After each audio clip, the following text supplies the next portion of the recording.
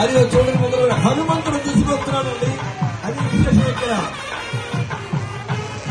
హనుమంతుడు స్వయంగా దండలను ముగ్గురికి కూడా 3 దండలు స్వయంగా తీసుకుని వస్తూ ఉన్నాడు.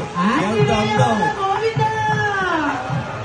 ఎంత ముచ్చట, ఎంత అందం, ఎంత ఆనందం. హనుమంతుడు ఆ రామయ్యకి ఈనాడు వెంకటేశ్వరుడిగా అవతరించాడు. అదే రంగుతో, అదే రూపుతో ఆ స్వామి ఆనాటి ఆ అయోధ్య వాసుడే ఈనాడు వాడపల్లి వాసుడుగా విజయం చేశాడు.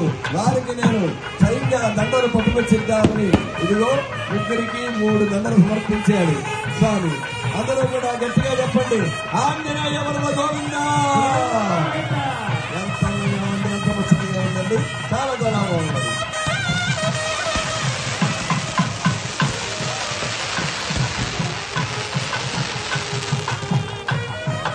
గోవిందా.